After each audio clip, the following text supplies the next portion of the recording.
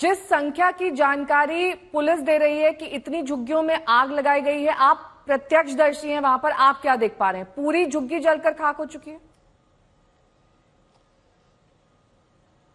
जी बिल्कुल, जहां तक बात की जाए इस पूरे इलाके की, तो इसमें कुछ ऐसे मकान हैं, हम आपको सीधी तस्वीरें अभी दिखाते हैं, आप साफ तौर पर खुद देख सकती हैं कि कई ऐसी झुग्गियां हैं, कई ऐसी झोपड़ियां हैं जो पूरी तरह से जलकर खाक हो चुकी हैं, नेस्तनाबूद हो चुकी हैं। हालांकि कई ऐसी भी झोपड़ियां हैं और आप कह सकते हैं मकान हैं जो कि पूरी तरह से बचे हुए हैं। तो आप साफ तौर पर देख सकती हैं कि यहाँ पर जो आगजनी की घटना हुई है वो सारे मकानों में एक साथ नहीं हुई है। आप ये समझ सकती हैं कि जब हमलावर यहाँ आए और फायरिंग करते हुए इस गांव के अंदर घुसे तो उन्हें जो जो लोकेशंस आसानी से जलाने लायक दिखे, आप देख सकती हैं कि यहाँ जहां जहां फूस की झोपड़ियां थी वहां पर सबसे ज्यादा आग ने कहर ढाया है। आपको और भी दिखाते हैं कि कुछ पक्के छोटे मकान भी थे जिसमें ईंटों से काम किया गया था, वो पूरी तरह से नहीं जले हैं, कई बच भी गए हैं। लेकिन हाँ, ये बात तो तय है कि कल जिस तरीके से हथियारबंद लोगों ने यहाँ पर रात में तांडव किया, उसके बाद से यहाँ के लोगों की रिहाइश छिन गई है। और सबसे बड़ी बात यह भी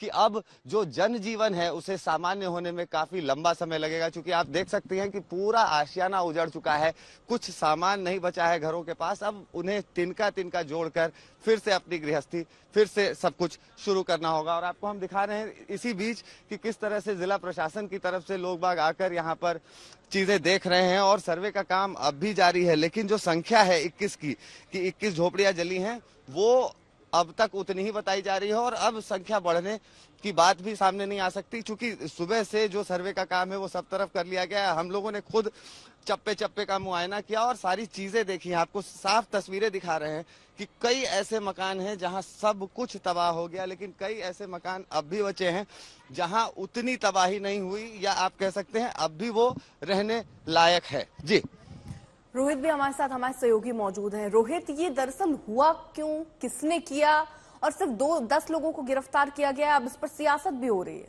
सीधे तौर पर इसको जंगल राज कहा जा रहा है। ये देखिए, बिल्कुल विपक्ष के हाथ में एक बहुत बड़ा जो है वो मुद्दा लग गया है। जंगल राज, महाजंगल राज, ये तमाम चीजें कही जा रही हैं, लेकिन जाहिर सी बात है कानून व्यवस्था पर गंभीर सवाल खड़े हो रहे हैं, क्योंकि ये बताया जा रहा है कि नवादा के इस इलाके में जमीन का पुराना विवाद जो है कुछ लोगों के बीच में चल रहा था, और उसी क्रम में जो है कल ये बड़ी घटना घटी है जब दबंगों ने महादलित टोले के कई झुग्गी झोपड़ियों को आग के हवाले कर दिया है। और इसको लेकर अब राजनीति भी बिहार में शुरू हो गई है, नीतीश कुमार सरकार पर हमला बोला जा रहा है। और इसी बीच जो हमारे पास जानकारी है कि थोड़ी देर पहले मुख्यमंत्री नीतीश कुमार ने इस पूरी घटना पर, नवादा की घटना पर उच्च स्तरीय बैठक की है। उसके बाद पुलिस के आला अधिकारियों को निर्देश जारी किया गया है और एडीजी लॉ एंड ऑर्डर को तुरंत कहा गया है कि वो मौके घटना स्थल पर पहुंचे जहां पर पूरी घटना हुई है, और वहां से एक रिपोर्ट जो है जल्द जो है सरकार को सौंपा जाए। और साथ ही साथ नीतीश कुमार ने ये भी निर्देश दिया है कि इस बड़ी घटना में जो भी आरोपी हैं, जो व्यक्ति हैं जिन्होंने इस घटना को अंजाम दिया है, गरीबों के आशियाने जलाए हैं,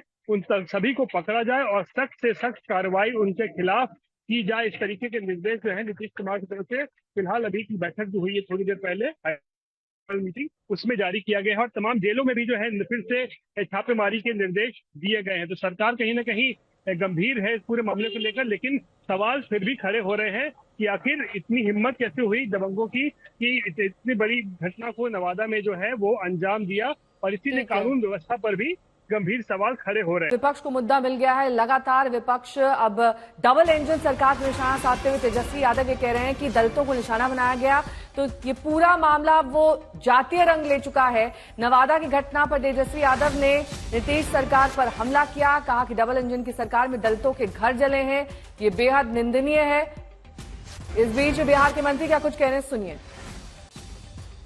ये तो महागठबंधन का चाल चरित्र बिहार के लोग जानते हैं, और जिस तरह से बिहार स्थिर एक दिशा में काम कर रहा है, विकास की गति पकड़ा हुआ है, अस्थिर करने के लिए, नफरत की भाव फैलाने के लिए कहीं न कहीं ये महागठबंधन की साजिश और षड्यंत्र चल रहा है कि जिस तरह से उनके माता पिता के शासनकाल में जंगल राज की घोतक और अगड़ा पिछड़ा, बैकवर्ड फॉरवर्ड, वर्ग नरसंहार करा करके जो अस्थिर किया गया था, आज उनका यही मानसिकता स्पष्ट दिख रहा है कि कहीं न कहीं सरकार को अस्थिर करने के लिए और सत्ता में वापसी आने के लिए कमजोर वर्ग को टारगेट किया जा रहा है। कहीं हत्याएं की रही है, कहीं लूट हो रही है, और कहीं अब तो दलितों को 80-80 घर जला करके डर और भय का दहशत कायम किया जा रहा है। लेकिन राज्य में सुशासन की सरकार है, नीतीश कुमार जी की सरकार है, एनडीए की सरकार है। इस सरकार में किसी गरीब को डरने की जरूरत नहीं है।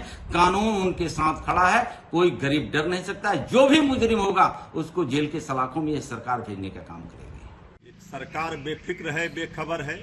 नेता प्रतिपक्ष श्री तेजस्वी यादव जी ने ठीक ही कहा है, ये महाजंगल राज, महादानव राज, महाराक्षस राज आ गया है बिहार में।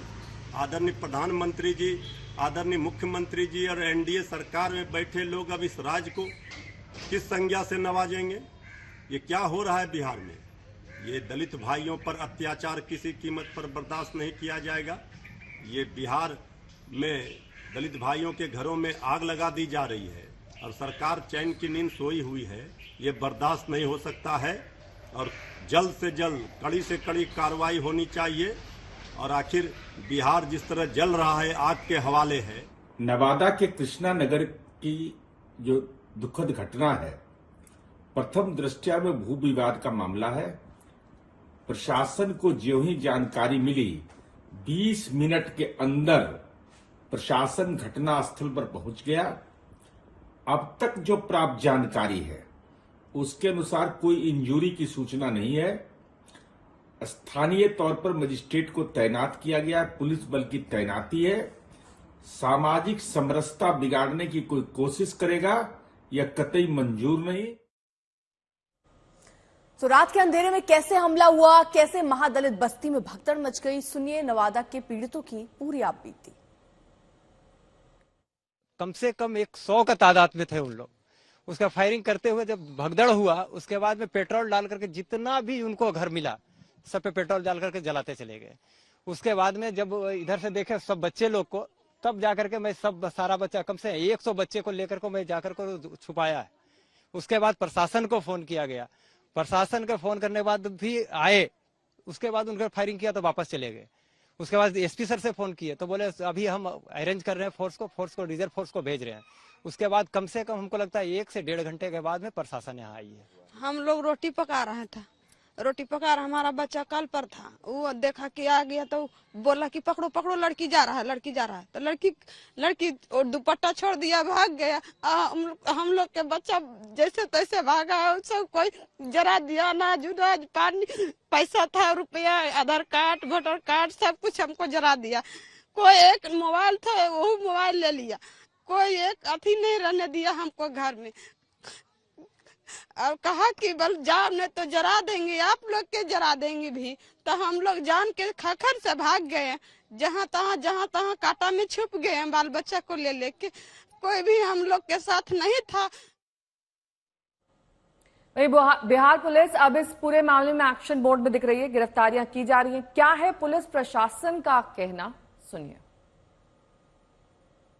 घटना ये है क्या, यहाँ पर पहले से टाइटल चल रहा था और उसी टाइटल के क्रम में एक भूमि का विवाद भी है।